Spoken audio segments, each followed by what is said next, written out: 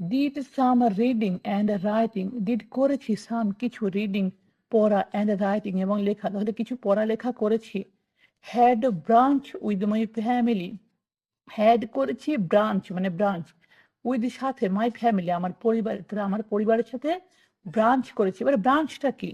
দেখো ব্রেকফাস্ট মানে সকালের খাবার জানি, লাঞ্চ মানে দুপুরের খাবার, তাহলে ব্রাঞ্চ হচ্ছে ব্রেকফাস্ট আর লাঞ্চ মিলে যে খাবারটা খাই, মানে ব্রেকফাস্ট আর লাঞ্চকে একত্রিত করলে যা হয় সেটাকে বলা হয় ব্রাঞ্চ। মানে সকালের খাবার আমরা স্কিপ করে দিই এবং লাঞ্চটাকে একটু আগে খেয়ে নিই লাঞ্চের টাইমে, এটাকে বলা হয় ব্রাঞ্চ। তাহলে হ্যাড ব্রাঞ্চ, ব্রাঞ্চ করেছি মানে খাবার খেয়েছি উইথ মাই ফ্যামিলি আমার পরিবারের সাথে।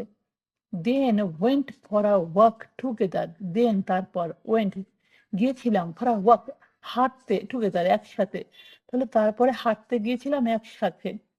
কেম ব্যাক, কেম ব্যাক ফিরে এসে, did some more writing and reading, did করেছি সাম কিছু, মোর আরো, রাইটিং লেখা, অ্যান্ড রিডিং এবং পড়া, তাহলে করেছি আরো কিছু লেখাপড়া।